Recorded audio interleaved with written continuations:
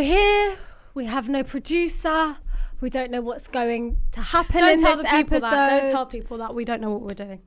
We absolutely do not know what we're doing. We're going to roll with it because that's what we do, baby. Anyway, guys, me and Colton were sick for the last 2 weeks. I'm still sick. And now that we're back, so much has happened in 2 weeks. Where do we begin? We made a promise last week basically saying we're going to do all this like extracurricular fitness, 75 hard, all this stuff. I'm going to tell you now, I didn't do a single one. I actually did. I talk a big game and I do fuck all. Shall I talk about mine? Yeah, go on then. Tell them, inspire them. Okay, I'll be honest. Last 5 days I've been slacking because I've been sick. But before that, I started running and then I did a 5K. That was good. Clap, clap, clap, clap, clap.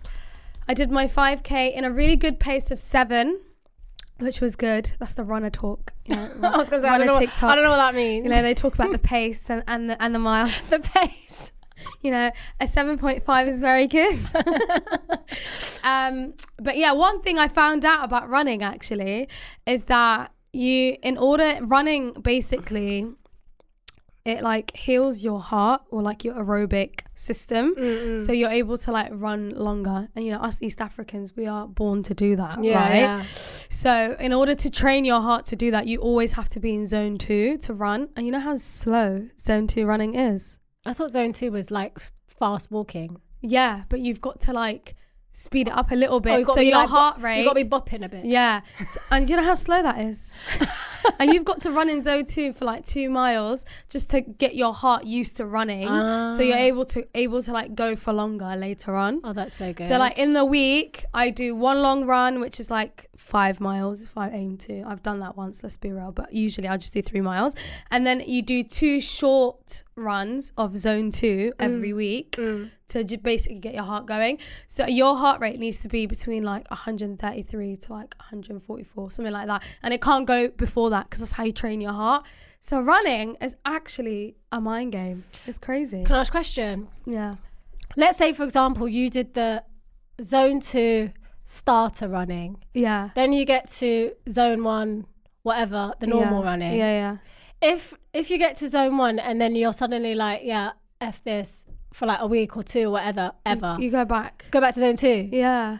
Oh my because goodness. like your heart it's not used to it. So you've got to constantly just keep building up building up until you're able to run that's how people run marathons, because they've trained their aerobic system. Oh, so like every single day they're going out for a quick... They do. So every day, obviously it gets better. I've seen people on TikTok doing 2-hour runs and I said, there is because no way they trained on God's earth. It's crazy that I could run non-stop for 2 hours. People run casual half a marathon. I think that's like 16. Oh yeah, I forgot people do marathons. Like people forget a marathon. I think it's like 25, but they do half a marathon. People do cash 10k every day as a cash sport. I can't talk and run at the same time. Oh, but when you're running, you can't. When you're running, you need to be running at a pace where you're able to talk. Because that's how you're able to stay longer. I'm like this. Yeah, so that's how you have to train your... Anyway, it's really good. Running's actually really fun. We've only... let's go for a run before the departure. The departure? Oh my God, guys, there's a departure happening. I feel like we should probably say that there's going to be some complications over the next few weeks, but we're still going to be here. I'm just moving away. Dawn's left me. She's left all of us in London. Oh my She's God. a traitor. Yeah, so she's left us with the sticks. Moving. But it's okay. We've got like we know we've got a sort of schedule. Yeah, yes. We've got a plan. We know what we're gonna do. The show must go on. The show will go on, guys. But it's so funny. Colton's trying to convince me to move to the sticks with her, and I'm just like, no. But you know what's so funny? My husband random keeps bringing up moving to Birmingham. That's not where she's moving. I'm gonna start whispering in his ear. And he's like, occasionally and being like, oh my God, it's so nice in this part of town. Wow, like honestly, I've never seen such greenery and blue skies. Wow. And I'm just like, what's wrong with you? He was like, I don't know, Birmingham just sounds so lit. I mean, obviously that's not where Colton's moving to, but anyway. Yeah. It's close, yeah. Anyway, so that's what's happening. But yeah, watch this space. Yeah, See how well we get on being apart from each other. I can't believe that. I'm actually gonna cry, so don't.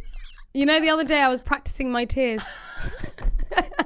Or in front of the mirror. No, I was in the car and I just thought about you leaving. Oh. And yeah, anyway, so we're doing a goodbye party for her. And in my head, I was like, I need to practice my tears because we spent 23 years next to each other. Know. So it was like, if I don't people cry, are expecting you to cry. they want me to perform. Yeah. And so I've got to perform for them. to. So I was thinking, I can't do that. No, that's too much. No, that's too much. But I've got to just be in the Do you know what you can do? You can quiet carry with like a teardrop. You could carry with you a box, not a box, but you could carry with you like a little serum, you know, with the little squirt, and you could just go. Yeah, you could just drip some on your eye. It might be real tears though, Colton. When the situation, when Oh, everyone's like, real goodbye. tears for me. Goodbye. You might see real salty tears coming down. I don't know, but we'll see. Anyway, we'll see. We'll see how emotional the party is.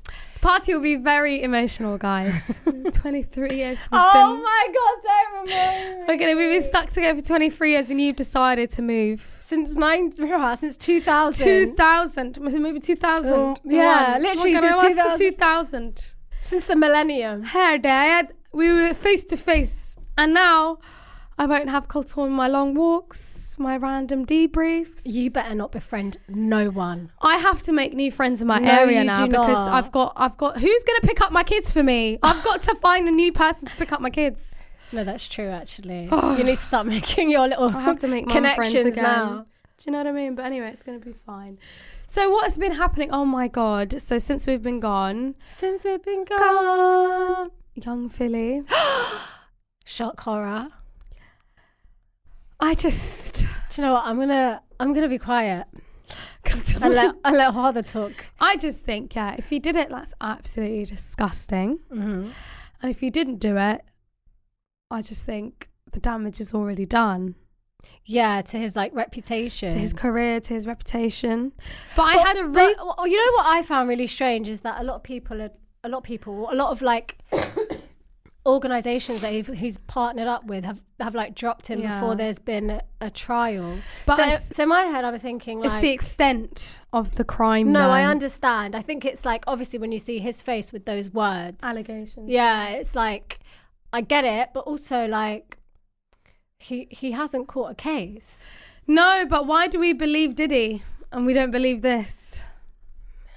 And I just think it's really hard for women to come forward with stuff like that. So in order to do that, there must be something in it. But my point is, I just think, honestly, men just need to leave us alone now. After God fear men. No, I'm actually being serious.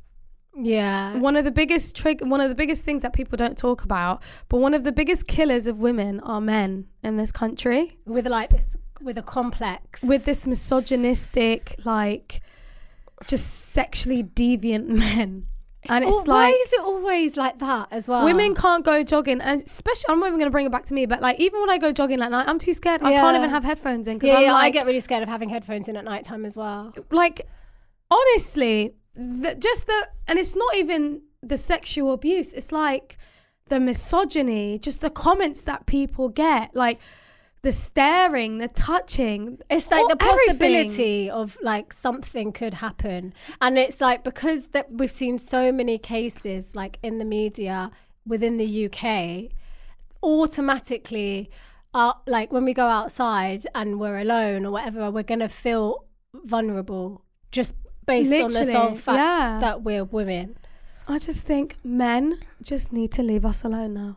Like, honestly, it's crazy. But I mean, we're not going to talk on any other crime because, like, we don't know. It's all alleged. It's still like it's not like fully conclusive. But it's just it's sad, man. And it's, you know what else it made me sad? Because I was like, if you think about it in the context of like Liam Payne dying as well, like both these men were in their 30s. I'm not comparing them in any way. I'm not saying that they're both the same. But obviously, Liam Payne also had some alleged abuse allegations, but we're not going to go into that. Book. Yeah. But what I'm trying to say is, I've completely forgot about that. Yeah. R.I.P. Liam Payne. But something that really scared me was the fact that both these men are like in their 30s, early 30s. I think they're both like 31 maybe, or like 30. And like they're similar ages to us. And they're like, I wouldn't say we don't know them, but it's like we could know them because they're people that we've seen in the limelight, but they're like in the same generation-esque. Do you know what I mean? It's like if someone dies or some madness happens with someone that's like older than us or isn't in the same class system or whatever, like it doesn't affect me as much. But like when Liam Payne died, I'll be honest, I'm not a Liam Payne fan. I don't really listen to 1D like that. But I was like, rah, you 31? Yeah, it was very off a shocking. balcony. Off a balcony. Do you know what's mad about Liam Payne is obviously like he was just getting dragged for the last few weeks prior to his death. So like one thing I didn't think would happen was that he would die. Literally. Like I just didn't think that I would see that headline ever. Well, not right now anyway. Yeah. But the point I'm trying to make is... But I didn't think that those actions would lead to this, which is like what's... I don't know if those actions led to that, I don't know either. And also we don't know what he's been dealing with or if in it was the like background. drug related or whatever. Yeah. But the point is death comes to all. And like, it's not just death. It's like your livelihood can be taken away just like that. Nothing is ever... Yeah, like it's a privilege to be alive. We're all on borrowed time. It's mad. And it, like even young Philly, he's not dead, but it's like his honor, his status, his career, it's gone like that. Yeah. And it's like in my head, it reminds me back to like, and I know we always bring this back to Islam, but it's true. Like, bruv, this world is a test. Like, we need to just treat it like that now because. And like we all know anyone can die at any time, but like, you know, someone young just dies off of, bruv, I got a balcony in my house. What are you on about? So you're sitting on the balcony and now I'm looking at my balcony sideways. I'm like, what the hell? But it's like, we know anyone can die at any time. But when it's someone that's like young, rich, famous, like he was basically healthy, let's be real, in his 30s. No, but it literally just goes to show like whatever is given to you, whatever Allah gives to you, he could demand it back straight away. Boom. Whether that's your reputation, your honor, your children, your husband, your family, you. Everything. You're coming back to me. Like, do you know what I mean? Babes, it's borrowed time. Yeah. And that's something that really scared me because I just thought like, no matter how big you are in this world, you ain't bigger than God's. You ain't bigger than death, and you ain't bigger than whatever your plan is. So I think that's the only lesson that we can take from these young men and their tragedies. Do you know what I mean? Yeah. What else has been going on? Something Any positive. fun stuff? Something positive. It's getting dark. It's getting dark. We need to pick up the mood. No, but I think we need to be real. Wallahi, people, do you know how often it is? And you know, sometimes when I listen to podcasts, I just think people are always talking about fun stuff, but they don't talk about reality, man. Yeah, it's true. It's like, what can we do? Like, no, but we've got to balance. We've got to balance it out. Like fun stuff that happened. Yeah. What has happened? What have I watched recently that I found? I've not watched nothing. I literally, when I tell you, I haven't looked at anything. I haven't watched anything. And nothing that I've watched has like gone into my head that I could even like think to talk about today. Yeah, like nothing is sticking. I don't know. I actually don't know. I haven't watched anything. Today I found out Maria Sharapova, the tennis player, is like 6'2". Did you know that? She's a giant. Does that help her with her tennis? Yeah, it actually does. Why? I don't know. I think it's the agility. She can move around. She can. You know what I want to do? I want to do paddle ball. Oh, paddle. Yeah. Now that you're moving, there's so many things I want to do with you, but now I've got to do it with my other friends. Shut up! How dare you say that to me? With you. I want to do it with my other friends. What friends? Our friends that you're leaving behind. I'm gonna arrange for you guys to come to my house every other week. If you think I'm travelling, you've got another thing coming, darling. Anyway. But yeah, so yeah, Maria Sharapova, 6'2". She's a tall woman. She's a very tall woman. I think she's taller than Serena Williams. I didn't know height was this thing. Is in it? Tennis. I don't know either. I thought it would be better if they were shorter, but now I get it now because if they're tall, they can move with their hips. Do you know what? Off the theme of tennis as well, I watched Challengers a couple of days ago. Was it good?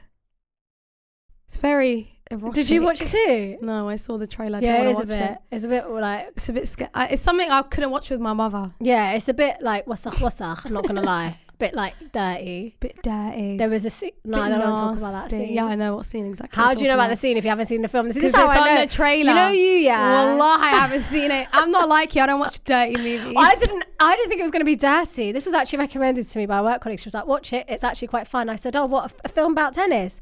I said, babes, I've seen King Richard. I don't need to see another one. Then she was like, I thought King Richard was jarring. I flipping loved King Richard. Really? It made me emotional. Made me think about my daddy. Oh my God, let's talk about daddy issues. Oh no, I don't want to talk about daddy issues. No, how am I seeing this girl that's in a talk show? You know, our friend Pfizer sent it to me. All the friends that have no dads all bond over the daddy issues that we have. She sent me this girl on like on a cooking show, and like her dad was in the audience, so she couldn't open this jar, so she ran to her dad to open the jar for her. It's like, I don't have a dad to open the jar for me. It's okay, your sons will open the jar for you. Anyway, moving on. Yeah, Right, don't we do about first that. scenario, please. You really want to be happy today. I'm in my luteal phase. So am I. How are we in the same luteal phase? That does I know, not which make is why I'm sense. trying to rebuke sadness. You've got to embrace your feelings. No, My period you don't comes always in 2 have to, days. guys, listen, you don't always have to feel your feelings. Yeah, I'm just I've got saying. 2 days until my you period. can like rebuke your feelings. Look, Hoda has got the most colourful flipping I've feminine app. I've embraced my period Like to this point. she doesn't use Flow like the general Flow population. is so basic. You guys need to get on Stardust. Stardust? What a name. It gives you celestial. It's given a bit shooky though, because it gives you like all the Are they trying to the say moon aspects the of your phases of the moon? Yes. I'm like, Oh no. my God, you know there was a mad supermoon the other day. And you know if there's supermoons in the world, that means there's going to be tsunamis and stuff. You know your infatuation with moons I love started the at a young age. I really love the moon. I don't know what it is. And I always used to love like supermoons. Is but that then why you're wearing a hijab that has the moon? Do you see the moon? Oh my God, we didn't do our Vela unveiling. Oh and my God, Colton's wearing no, it. I am. I'm wearing one of the... Shall I make you laugh? I went back on Vela and every single hijab I purchased is still in stock. So I know my ones are the dead ones that no Yeah, one they wants actually it. But you know what? Watch what I do. Because But guys, this one's nice. that's what I'm saying. When it's still in stock. When I style these, you're going to be like, oh, How can I? let me go and purchase the ones that people didn't buy. It's okay, Colton. Just accept you got a Vela. Velas are going to be treated like Birkins before you know it, darling. And I got mine for what? £20? No, I mean like Birkins in the sense that like the fact that you can't get it. Like now, I don't want the leopard anymore because I've seen it too much. We don't Yeah, do I've seen it too much. Yeah, we don't want leopard. But the one that I want, I'm not going to talk on because every time I talk on it, It goes goes- sells out. I am a 23-year-old Indian girl and in my 3rd year at university. A proposal came to my mother through a relative. The guy lived in another country and I wasn't ready for marriage or engagement during my studies. However, my parents have always been understanding and wouldn't pressure me, so I rejected the proposal when my mum asked me. Later that night, my dad called me at 2 a.m. discussing the proposal and trying to convince me to give it a try. He suggested an engagement instead of marriage, saying we could postpone the wedding for a year until I completed my studies. He assured me I'd have time to get to know him, which felt like a rare chance. The idea sounded reasonable, so I agreed.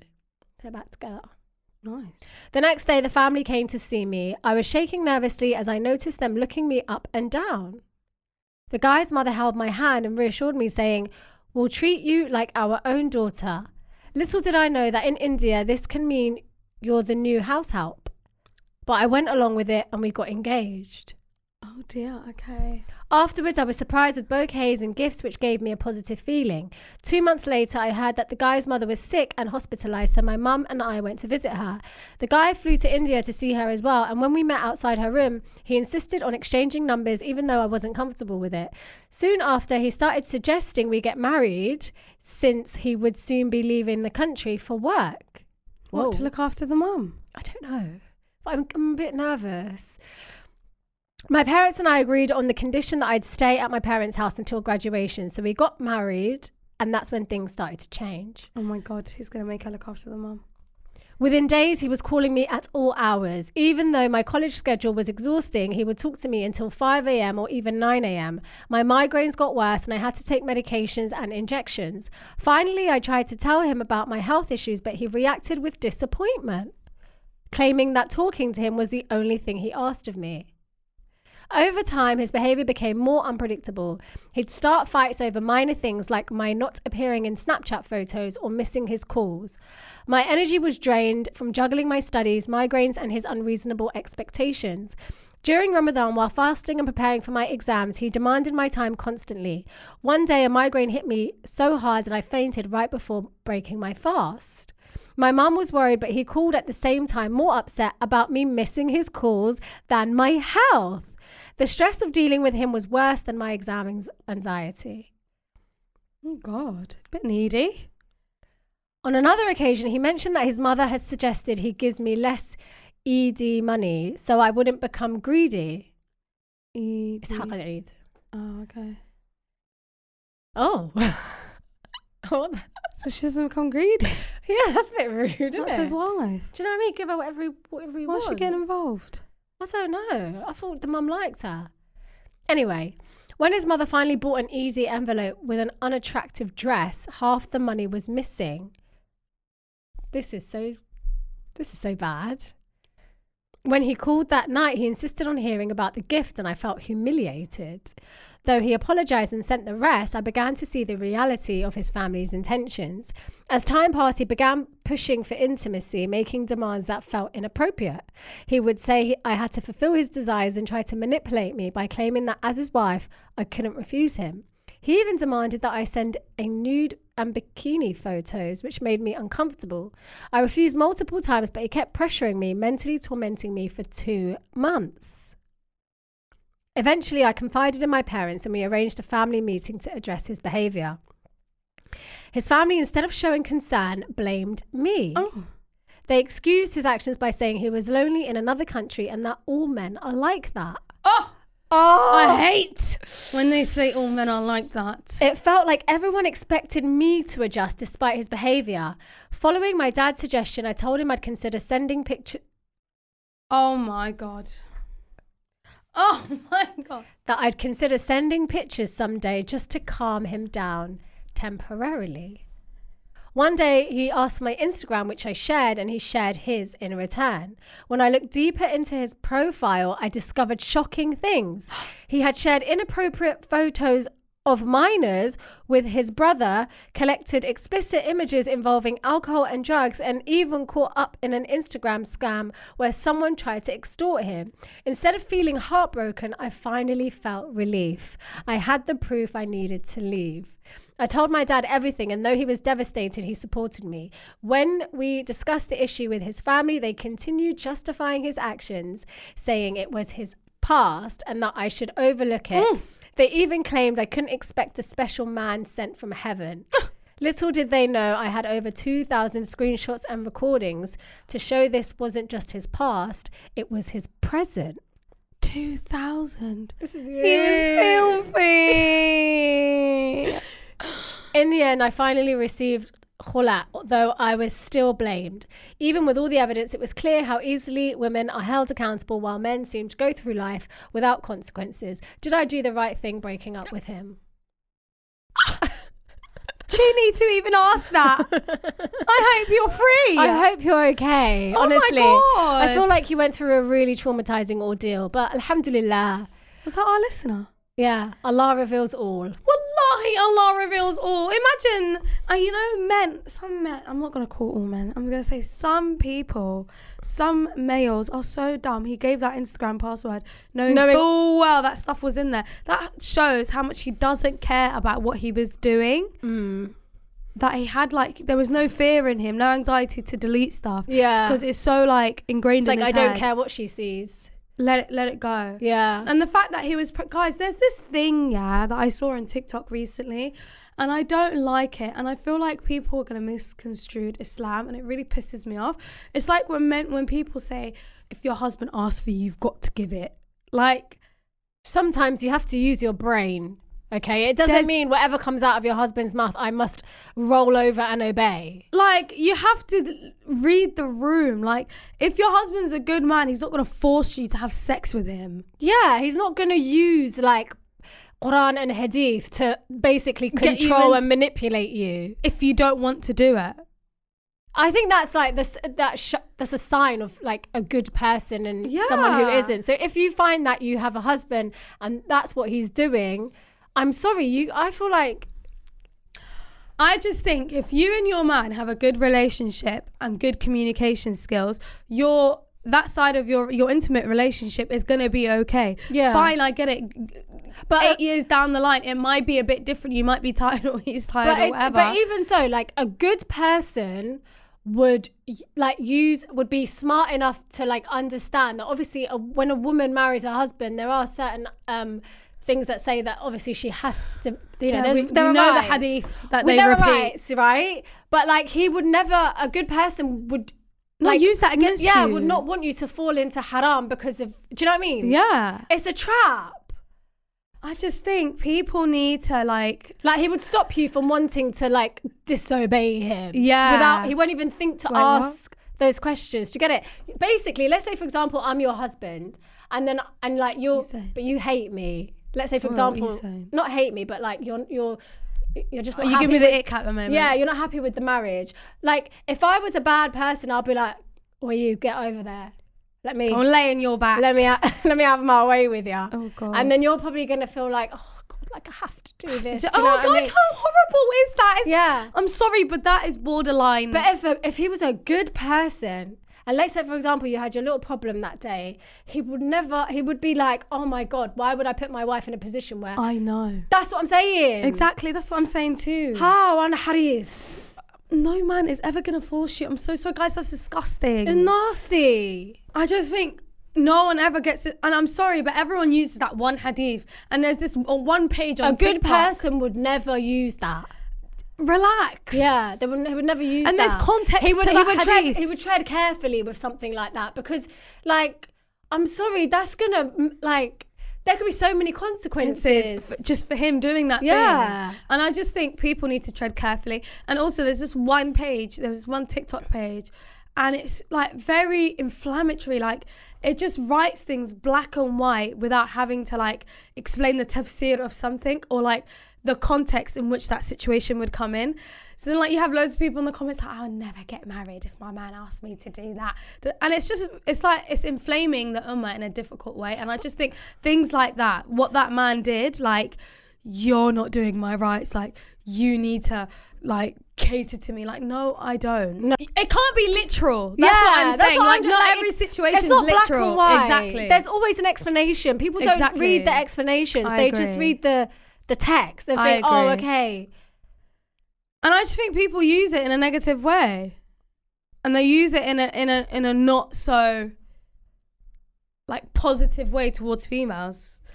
Anyway, that situation reminded me of that, and I just thought in my head like, you're not listening to her, you're not providing for her emotionally. Like there's so many ways that you need to be with your partner, and men need to think about ways that they need to, it's not just about them all the time. Like, have you noticed how a lot of like Islamic marriage talks is always catered to like how we make the man feel better, cook for him, do this and it's like, no, you need to care for your wives the same way the Prophet used to care for all his wives. Are you mad? Like, listen, I just think that if people are going into these situations, or they're having these relationships or marriages or whatever, and they're not prioritizing like getting to know each other, not even getting to know each other, if they're not prioritizing the aspects of, like, let's say for example everyone claims to follow the sunnah, right? Like they're not prioritizing the aspects of the Prophet ﷺ that made him human. Do you know what I mean? The love that he showed, the care, the compassion. Do you know what I mean? Just the emotional aspect of being in a relationship. It's like, yeah, I'm the man. You have to do this for me. No, you don't. No, you don't. The intimacy. Like sometimes the Prophet used to drink from the same side of the cup as one of his wives, just to show like, that's how close I want to be with you. And you're out here. How can you go into a relationship with someone?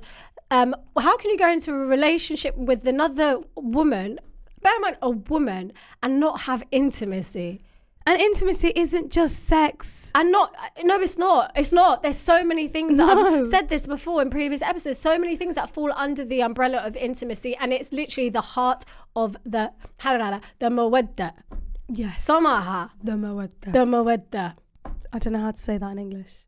It's literally the heart of the relationship. The main thing. It's not love and respect. It's everything put together. Literally. And it's like they come in with this lack mentality.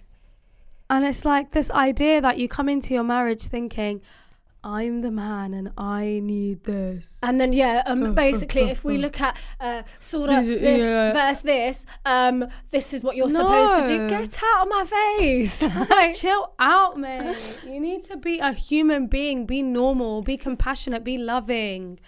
You need to be in tune with your wife. I'm so sorry. You need to have Stardust app on your phone. Knowing when her luteal phase is. So you need to relax and buy her chocolates and shut your mouth so you don't get on her nerves. That's what so you can get some. Do you know what I mean? Anyway, yeah. That's the reality of the situation here. So that TikTok page is terrible. I'm going to show you later. It really triggers me and I blocked it and I wish I could report it because I just think things like that, it's like I feel like a person who's not Muslim did that to trigger people. Do you think it was قولدي ما قرنيسا قولدي ها كوفيدا Somaliland so body. Ha. It could be. You never know. It could because be. You know there's a lot of examples where Zios, right, are paid actors. I agree. To go into certain areas, infiltrate certain communities and cause division. Paid actors. This TikTok page, I'm telling you, it could be. I don't even have the name of it, but it's very triggering. That's all I'm saying. God, if to do something like that must require a lot of like research on the party that you're trying to divide. Yeah. Do you know what I mean? There's a lot of ways that the Muslim Ummah has been divided. But just watch out for them paid actors, because you know what? It's a bit crazy. So in light of this scenario, I do think you did the right thing because that guy sounds like a creep. Yeah, I think you dealt with it really well, to be honest. Well done. Considering the circumstances. Hats off to you, girl. Hijabs off to you. Fucking laugh now, bitch. There's elections in so many countries. America has an election. America has an election. And apparently the Muslim vote is going from the DNC, the Democratic Republic Party. Is that what they call it? They're saying Kamala Harris turns up to interviews sloshed out of her mind. As in drunk? Yeah. No. But then also the ops are basically slowing down the video to make it seem like she's slurring. It's quite funny. Americans play dirty. They really do. Yeah. But anyway, apparently a lot of the Muslim vote in a lot of these half swing states, Muslims are not voting. Oh, really? For Kamala or Trump because of their... I'm not surprised, the fact that they're not... And I think that's the same in the UK when I didn't vote. Yeah, I didn't vote in this general election. And we know why we're not voting because the whole system a whole genocide. The system is flipping rigged. Invoking. The parties are basically... They're basically the same party. Yeah, they're funded by the same entity. So what can we do? You know what I mean? And you're endorsing full-on genocide in a lot of countries. So anyway, what happened to the UK might happen here. So yeah, that. And then also, apparently, there was a post about Israel using, I think it's Somaliland, as a base. Oh, for the Red Sea? And for the Red Sea, to get rid of the Houthis. Apparently the UAE orchestrated it, but we don't know because that came from a Jerusalem post. So I'm just a little bit like, side-eye, what's going on? I hope they don't do that.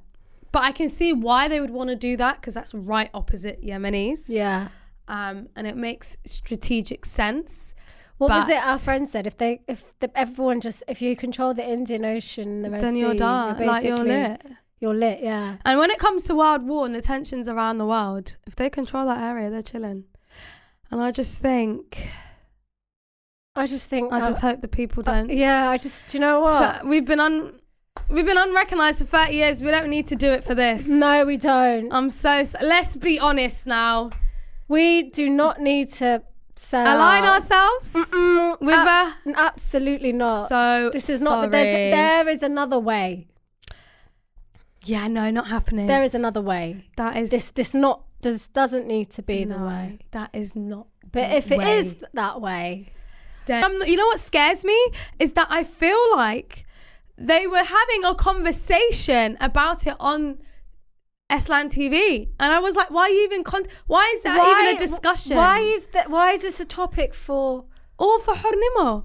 No, I'm guys, sorry. It's not that deep. Wallahi, it's not that deep. Wallahi, it's not that deep. Guys, this is dunya. This is going to be finished very quickly. The dunya is literally 40. You know, people that are 40 years old, they've lived half their life already.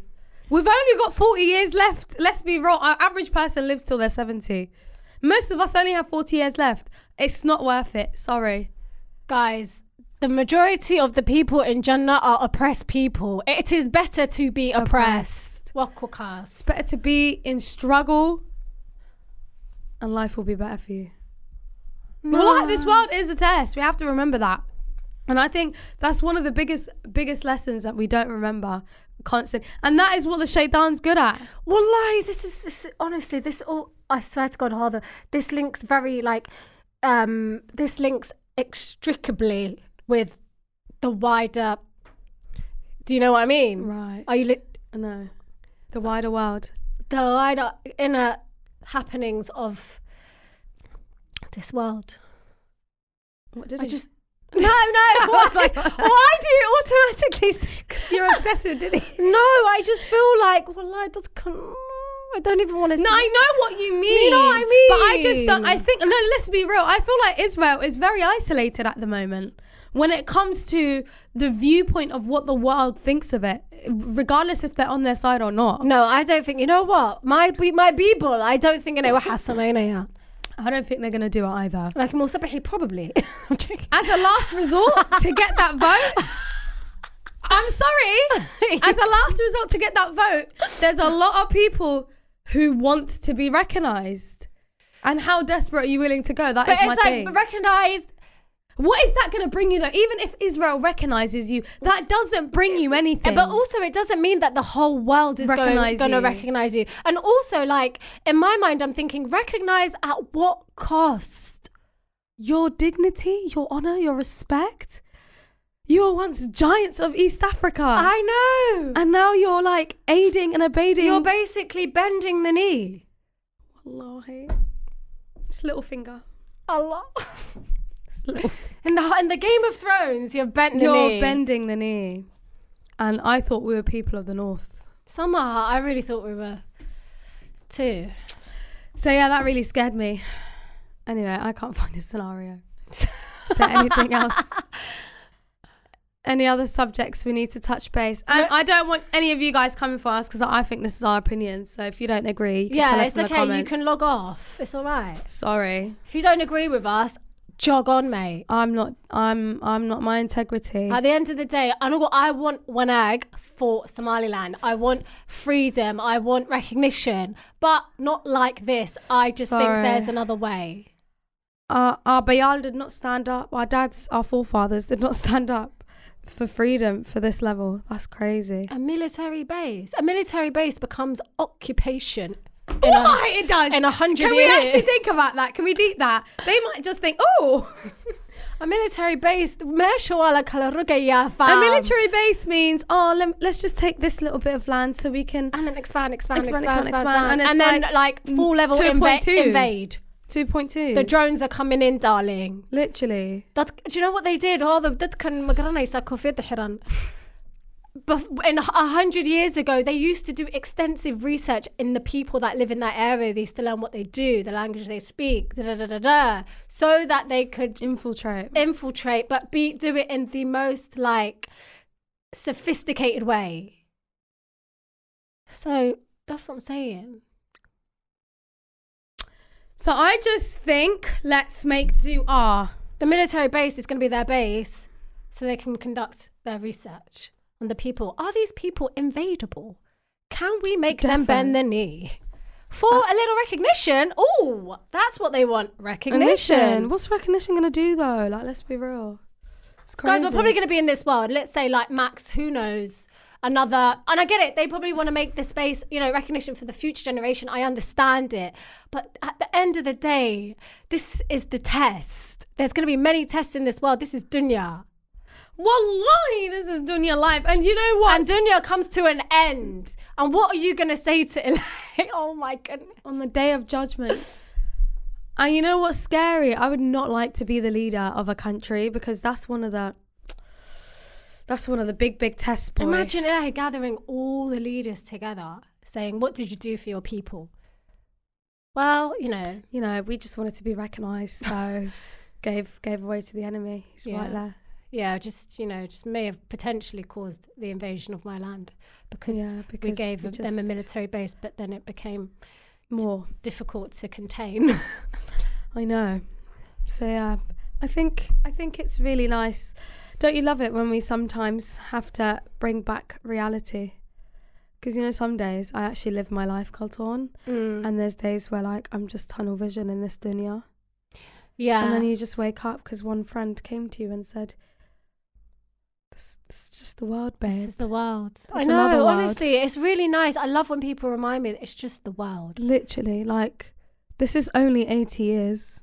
Wallah. Can you do that? Everything that's stressing us out right now, we can literally say, I don't have to do it. It's not even that deep. Even if I'm not rich, Wallah, I'm okay with it. I'm actually okay because it's just the world. Even if you didn't achieve everything you wanted to do in this world, even though you didn't, plant roots for your family, whatever, it's okay. Babes, it's just the dunya. It's just the dunya. You just have to prep your kids in a way where they have tarbiyah and they understand also that it's just dunya. Yes, and also their good deeds come to me as well, because apparently having kids is like one of the best transactions you can have when you go to the afterlife. Did you know that? Yeah. How nice is that? I think so. Like if they learn Quran, if they pray, any dua they make for you, whatever, it comes to you. Even your grandchildren, it comes to you. Does that mean that all the du'as I make for my dad just go directly to him? Do you think that because so many du'as that I make for my dad are more or less the same, very grave related, very Jannah related. Imagine you're widening his grave for him. Do you think? And like you're bringing light into his grave for him. But you have to keep doing it, do you know what I mean? Because obviously your bad deeds. Because the light might come out. Yeah, and about your bad deeds, for example, could erase them. So you have to keep making them du'as. You know something I realised about du'a the other day while I was on my jog? Guys, jogging really opens your brain. What are you saying? Third eye open? Literally, I'm like, oh, well. I'm really trying not to bloody listen to Taylor, that cow that keeps grabbing me. Yeah. So I was basically, I wasn't listening to the podcast finished and I just carried on running. And then I was thinking about the fact that, now listen, let me land, okay? You got to get your water ready. So the way I see dua, it's like I have made, and I was literally thinking about all the du'as that I made since Ramadan until now, right? And I was thinking there's just one dua that is not coming true. So I was thinking, what's going on? Like, why go for this dua, man? Anyway, so we all know if your dua doesn't get accepted, Allah has either kept it for you so you can have it in the hereafter, or that dua has blocked something bad that was going to happen to your life, or he gives you the dua. Okay, so I'm thinking, why going for that dua? And then I thought about all the du'as so it made me think about all the du'as that I made since Ramadan, like, have they come true? Yeah. And most of those du'as come true, but in like small ways in my life that I didn't recognize. Yeah. But because I was so tunnel vision on this one dua, you forgot about the other ones. I forgot about all the other ones, and I literally made me laugh because I was like, I just asked for dumb stuff like, Ya Allah, please pay for my car fines. And the other day, like, my husband was just like, oh, I paid that off for you. Oh, isn't that so nice? And then I was in my head, I was oh, thank you, baby. But when I was running, I was like, oh my God, the dua came true. It wasn't. And when I asked for that, I was thinking, Allah, give me money to pay for it. And but he just paid for the... But this is the thing, your dua comes true for other people. It's crazy. And then there was something else as well. Oh my God, that is so beautiful. Isn't it? Oh, that's really warm to my heart. Yeah. And then while I was running, I'm thinking about all the du'as that I made and how they came true. Like, but the point is, guys, now I get it. Like, I'm not going to be ungrateful to Allah because all the small little du'as I was asking for, he answered in like the most craziest ways. And I feel like the thing is, like, people make dua for things and don't realize in the moment that it's answered that it's been answered. Yeah. It's like you have to do a bit of pondering 3 months later, like, Literally. that dua was actually answered. answered. I was asking about this in Ramadan, like, And it's gone. And it's like, but does that not just show you it's how amazing like, Allah it's amazing is. how Allah is, but also how flipping stupid we are. because we put a lot in this box that we're like, you know, when it's transactional for us because we're thinking, But the we're way very that we would ask a human Yeah. to do something for me, you would think that person's going to do it the same way. Wait, but yeah, Allah's but not. Allah doesn't do things how you think it's it's gonna going to happen. happen. Oh my goodness. But also another thing is because us as humans, we're very like, we fall short because of the sheer fact that we're human, that we don't realize the way that Allah has answered our du'as, that we don't realize that it's been answered. Like we haven't Exactly. clocked it. Exactly. It happens in like the most like, it's just a very strange way. Right? And then the funniest thing, so after that idea, I thought to myself, I was like, I need to stop. If I make a dua, I need to stop doing tunnel vision with it. Like if Allah has willed for that to happen, it will happen. If it doesn't, then Allahu Alam, Yeah, like you he need to saved stop me this something. scarcity Like mentality. exactly, you can't, like you just gotta let it go. You've got to be in abundance mode. Babes, abundance is the way forward. And you also have to realize that if something isn't accepted for you, maybe it's not for you. I'm going to ask for the most insane things. Watch. Next Ramadan. I'm going to ask. Maybe it's not for you though. But you never know. if it doesn't happen, if it's I not have for 20 insane things on the list, one of them will be at least. You never know. You never all 20, Allah might give it to Well, you. Do you know what I mean? Who are you? Who's Allah? I'm going to do stop anything. boxing myself when it comes to du'as. We have to. And the last thing I was going to say is an ungrateful person, and I'm talking about myself sometimes, I can be ungrateful. An ungrateful person, when thinking about dua, and this is how shaitan tricks us. If Allah didn't make that one dua that I'm still thinking about happen, I'm still going to ask for it. It doesn't matter. Yeah. Like, shaitan can creep into your head and be like, Allah's not making that come true. Make you linger on that one. Do you know what I unanswered mean? dua. Allah's not making that come true. Like, why are you even praying?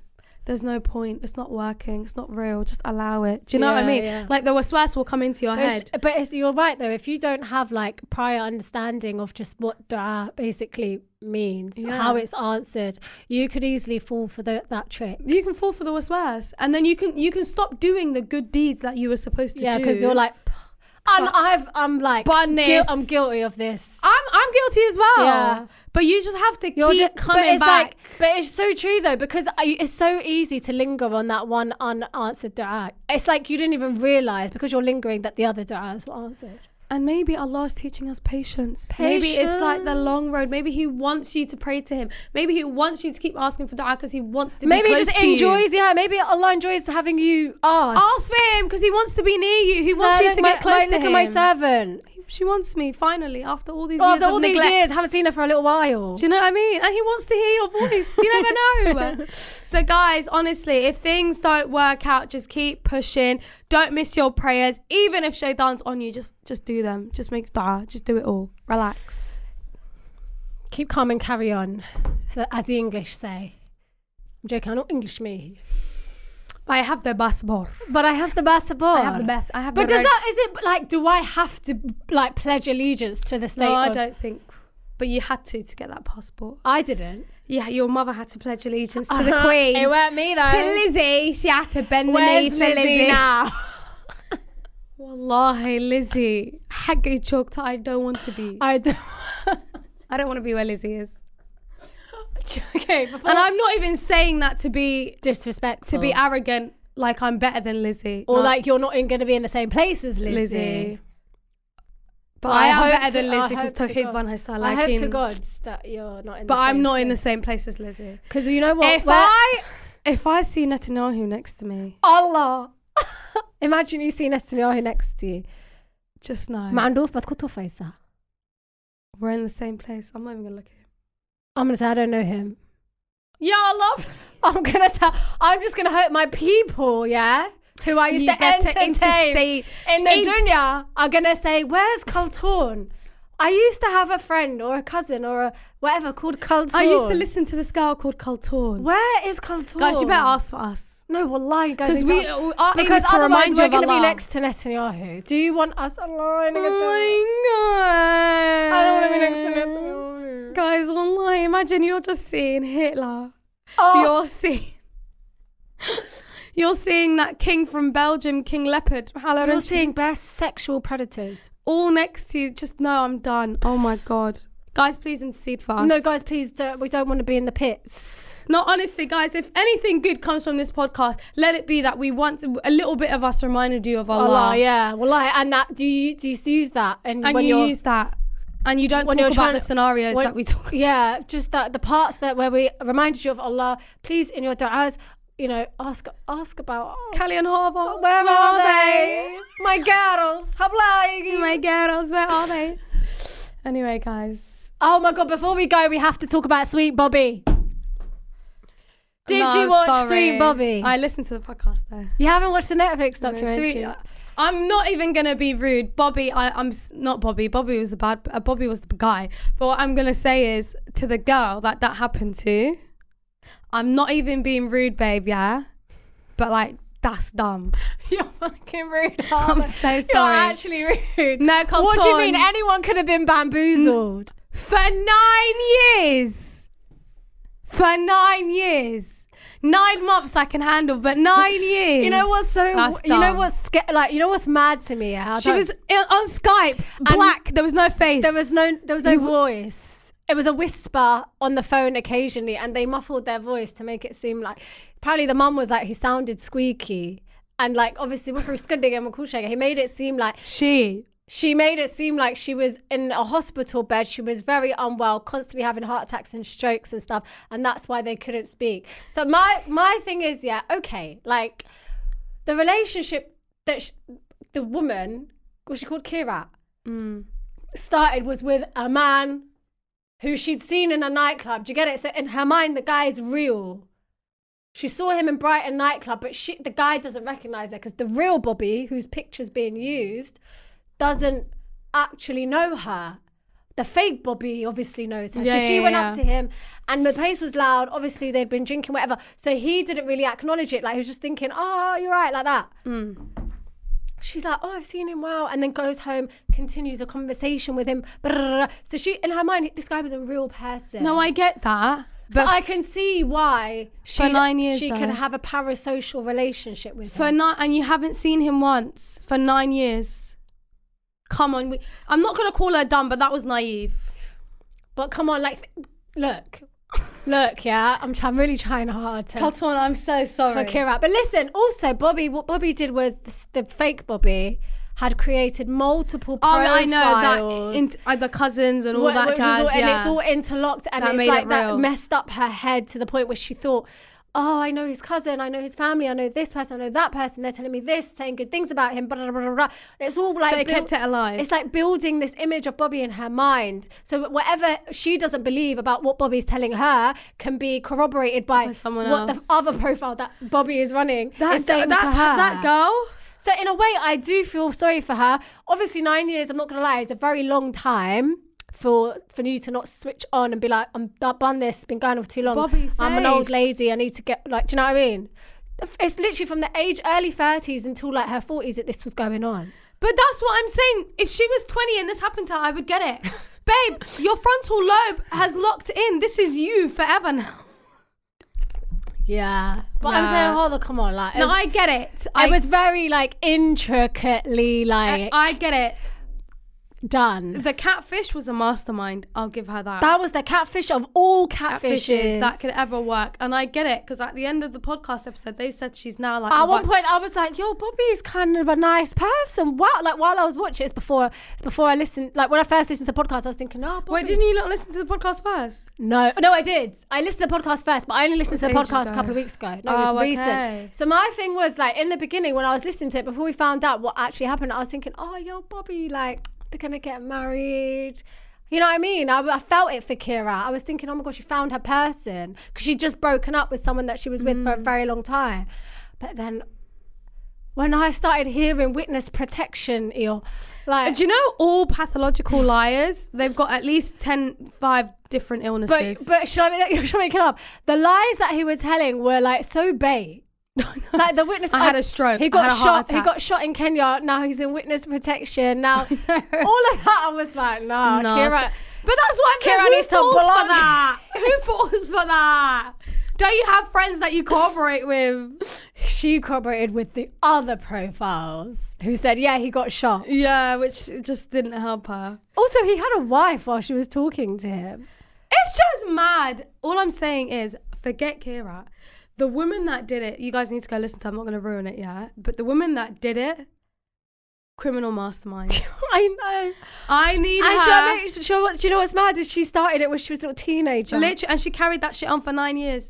Do you not give up? She hated that girl. I'm She telling you. hated. You mean to tell me you're seeing her face to face some days, Lying in her face. and you're like, nah, you. She's literally messaging as Bobby whilst she's sitting in front of her. Mad.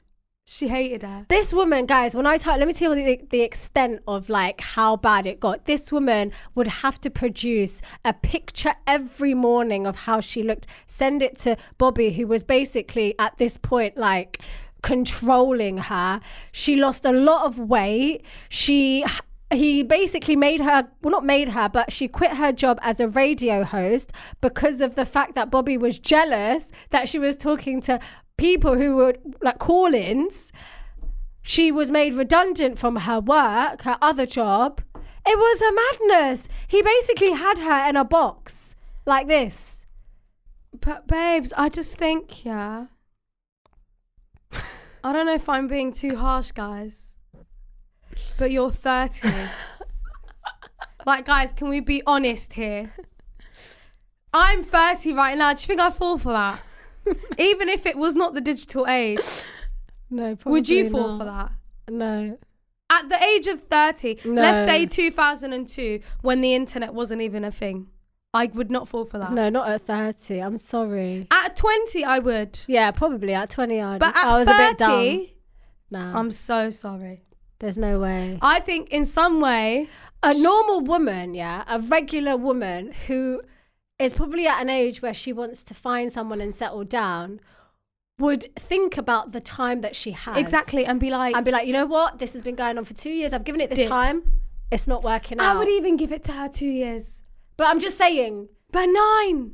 I know. Well, I whirly. But basically, on what I'm saying is like they would cut it off when they realise that it's not going anywhere because their time is precious to them. And it's true, like you're a lady, you're in that bracket where you're ripe and ready, you know what I mean? Mad.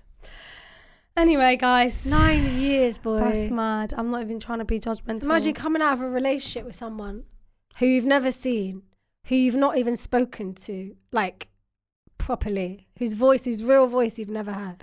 My man hasn't even taken you to the cinema. Bro, the guy went to a hotel, yeah, in London. He was in the same city as her. Alleged, yeah. She turns up to that hotel. I remember this. And then he said, I don't want to see you.